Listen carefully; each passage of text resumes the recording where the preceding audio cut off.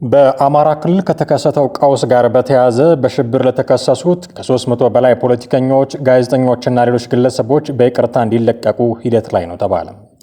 ለሽብር ተከሳሾች የቀረበው የይቅርታ ሰነድ በክልሉ ለተፈጸሙ ግድያዎችና ጉዳቶች ተከሳሾቹ ኃላፊነት እንዲወስዱ የሚጠይቅ መሆኑን የተመላከተው የሕዝብ ተወካዮችንና የመገናኛ ብዙሃን ባለሙያዎችን ጨምሮ በአማራ ክልል ከቀጠለው ግጭት ጋር በተገናኘ በተለያዩ መዝገቦች የሽብር ክስ የተመሰረተባቸው ተከሳሾች ይቅርታ ጠይቀው ክሳቸው እንዲቋረጥና ከእስር እንዲለቀቁ በመንግስት ለቀረበላቸው ጥያቄ የተለያየ ምላሽ መስጠታቸውም ተሰምተዋል። 3 ዓመትና ከዚያ በላይ በእስር ላይ የሚገኙት የሽብር ተከሳሾች ይቅርታ ጠይቀው ከእስር እንዲለቀቁ የሚጠይቀው ሰነድ የደረሳቸው በኢትዮጵያ ሰብአዊ መብቶች ኮሚሽን ኢሰመኮ አማካኝነት መሆኑም ተሰምቷል። የኢሰመኮ ዋና ኮሚሽነር ብርሃኑ አዴሎ ከሰኔ 1 ቀን 2018 ዓ.ም ጀምሮ ለአንድ ወር ያህል በተከሳሾቹና በመንግስት መካከል የማደራደር ተግባር ሲያከናውኑ ከቆዩ በኋላ ተከሳሾቹ ይቅርታ የሚጠይቁበትና ቅድመ ሁኔታዎችን ያካተተ ሰነድ ለየግላቸው እንደደረሳቸው ታውቋል። በአቶ ብርሃኑ አዴሎ መሪነት ተካሄደ ከተባለው ድርድር በኋላ ሰነዱ የቀረበላቸው የሽብር ተከሳሾች ቁጥር ከ300 በላይ እንደሆነ ምንጮች ገልጸዋል። በተለያዩ ማረሚያ ቤቶች ከሚገኙት ከነዚህ ተከሳሾች መካከል አብዛኛው የቀረበላቸውን ሰነድ ሲፈርሙ፣ ያልፈረሙም ስለመኖራቸው የተገኘው መረጃ ያመላክታል። ቅድመ ሁኔታውን አንቀበልም በማለት ለመፈረም ፈቃደኛ ካልሆኑት መካከል ፖለቲከኛና የመገናኛ ብዙሃን ባለሙያዎችን ጨምሮ 30 ተከሳሾች ተጠቃሾች ናቸው። አቃቤ ሕግ በተከሳሾቹ ላይ ያቀረበው ክስ በአማራ ክልል ካለው የጸጥታ መደፍረስ ጋር በተያያዘ በተፈጸሙ የሰዎች ግድያዎች፣ የአካል ጉዳትና የንብረት ውድመት እንዲሁም በሌሎችም የሽብር ወንጀሎች ላይ ተሳትፎ እንዳላቸው የሚዘረዝር ነው። የይቅርታ መጠየቂያ ሰነዱ በየክስ መዝገባቸው በሽብር የቀረበባቸውን ወንጀል አምነው ኃላፊነት እንዲወስዱ የሚጠይቅ ይዘት ያለው ስለመሆኑ ቢቢሲ ዘግቧል። ፈርሙ የተባሉበት ሰነድ በአማራ ክልል የተፈጠረው ቀውስ፣ በቀውሱ ለሞቱና ለቆሰሉ በሺዎች ለሚቆጠሩ ሰዎች በየክስ መዝገቡ ቁጥር ይለያያል፣ ኃላፊነት ውሰዱ፣ በቢሊዮኖች የተገመተውን የንብረት ውድመት ፈጽመናል ብላችሁ እመኑ የሚሉ ነጥቦችን ያካተተ እንደሆነ በደብዳቤያቸው ላይ ጠቅሰዋል። በተጨማሪም አገሪቱ በአማራ ትውፊቶችና ሀሳብ መመራት አለባት የሚል አቋም ማራመዳቸው ተጠቅሶ ይህም ወንጀል መሆኑን እንዲያምኑ ስለመጠየቃቸው አስፍረዋል። እንዲሁም ያለ አግባብ የተወሰዱ የአማራ ርስቶች መመለስ አለባቸው ስለማለታቸውና ይህም ወንጀል መሆኑን እንዲያምኑ በሰነዱ መካተቱን ተገልጿል። በሰነዱ ላይ ጽንፈኛ ኃይሎች ተብለው የተጠቀሱትን በአማራ ክልል የሚንቀሳቀሱ ታጣቂዎችን እንዲያወግዙም ቅድመ ሁኔታ መቀመጡ ተመላክቷል። ተከሳሾቹ የተጠቀሱትን ወንጀሎች ስለመፈጸማቸው አምነው ዳግመኛ የእንደዚህ አይነት ድርጊት ውስጥ ላለመሳተፍ ቃል እንዲገቡና የሚሳተፉ ከሆነ ደግሞ መንግስት አስፈላጊውን እርምጃ እንዲወስድባቸው እንዲስማሙም ሰነዱ ይጠይቃል። ሆኖም ይህን ቅድመ ሁኔታ ለመቀበል ፈቃደኛ ባለመሆናቸው በሰነዱ ላይ አለመፈረማቸውን በደብዳቤያቸው ላይ ጠቅሰዋል። ወንጀለኛንን ብለን አንፈርምም፣ ይህ በሕግም በሞራልም በፖለቲካም ተቀባይነት የለውም የሚሉት 30ዎቹ ተከሳሾች የአማራ ሕዝብ ጥያቄዎችም ሕጋዊ ናቸው ብለን እናምናለን ሲሉ አክለዋል። የተከሰሱበትን ክስ አንቀበልም ብለው በፍርድ ቤት እየተከራከሩ ባሉበት ሁኔታ ወንጀለኞችንን ብለው ለመፈረም ፈቃደኛ አለመሆናቸውን ስለመግለጻቸው 3 ጉዳዩን የሚከታተሉ ምንጮችን ጠቅሶ ቢቢሲ ዘግቧል።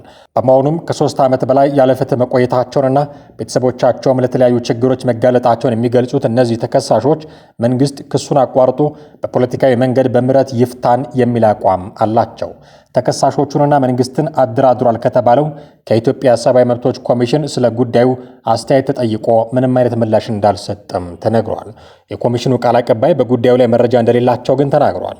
ቢሆንም ኮሚሽኑ እንደዚህ ባሉ ጉዳዮች ላይ በራሱ መንገድ ከሚሰጠው መግለጫ ውጪ መረጃ ለመስጠት እንደሚቸገሩም ተናግረዋል።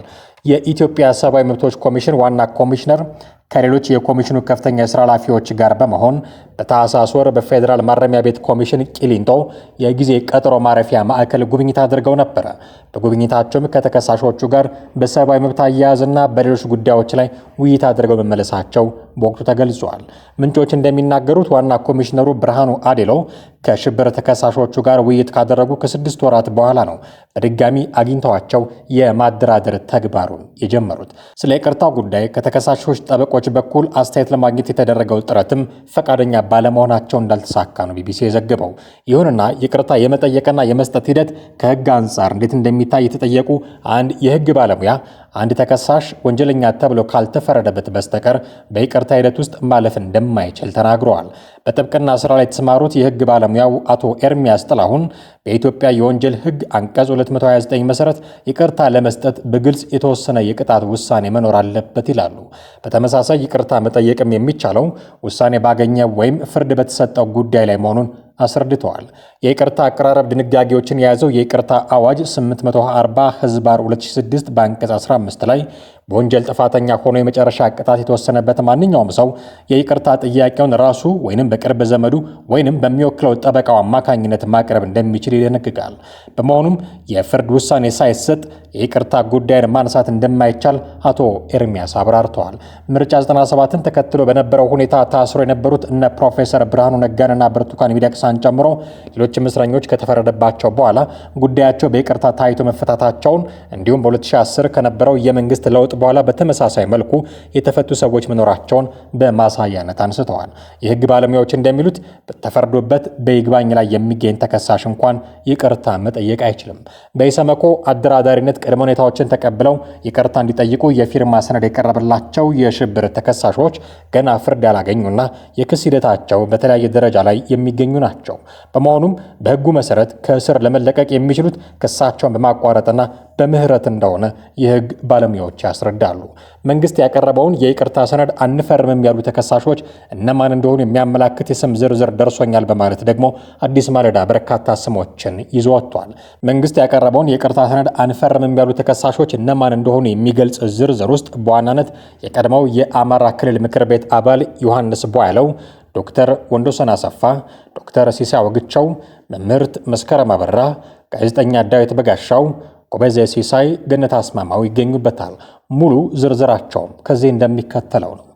አንደኛ አቶ ዮሐንስ ቧያለው፣ ሁለተኛ ዶክተር ቴዎድሮስ ኃይለማርያም፣ ሶስተኛ ዶክተር ሲሳይ አውግቸው፣ አራተኛ ዶክተር ወንድወሰን አሰፋ፣ አምስተኛ ዶክተር መሰረት ቀለም ወርቅ፣ ስድስተኛ ዶክተር ዘሪሁን ባህሪው፣ ሰባተኛ ጋዜጠኛ መስከረም አበራ፣ ስምንተኛ ጋዜጠኛ ገነት አስማማው፣ ዘጠነኛ ጋዜጠኛ ዳዊት በጋሻው፣ አስረኛ ጋዜጠኛ አባይ ዘውዱ፣ 11ኛ ጋዜጠኛ ጎበዜ ሲሳይ፣ 12ኛ አቶ አለልኝ ምህረት፣ 13ኛ አቶ መንበር አለሙ፣ 14ኛ አቶ ማይክ መላክ፣ 15ኛ አቶ አሳምነው ታደሰ፣ 16ኛ አቶ ደሳለኝ እጅጉ፣ 17ኛ አቶ እሱ ባለው በለጠ፣ 18ኛ አቶ እስክንድር ሽፈራው፣ 19ኛ አቶ መለሰ ቸሩ፣ 20ኛ ኢንጂነር ፍርዱ ተፈራ፣ 21ኛ አቶ ጫኔ ዘየደ፣ 22ኛ ወይዘሪት ሐሊማ አህመድ፣ 23ኛ ወይዘሪት ህይወት አለማየው፣ 24ኛ አቶ ሲሳይ መልካሙ፣ 25ኛ አቶ ታደሰ ወዳይ ነው፣ 26ኛ አቶ በላይ ሲሳይ፣ 27ኛ አቶ ያሬድ ግርማ፣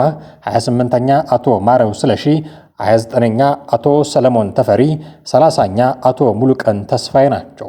የኢትዮጵያ ሰብአዊ መብቶች ኮሚሽን ኢሰመኮ ከመንግስት ጋር በጀመረው ውይይት በመጨረሻ ፈረሙ የተባሉት ተከታዮቹን ጉዳዮች ያካትታልም ተብሏል። በአማራ ክልል የተፈጠረው ቀውስ ኃላፊነት ውሰዱ። በአማራ ክልል በተፈጠረው ቀውስ ለሞቱ ሰዎች፣ ለቆሰሉ ሰዎች ፈጽመናል ብላችሁ እመኑ።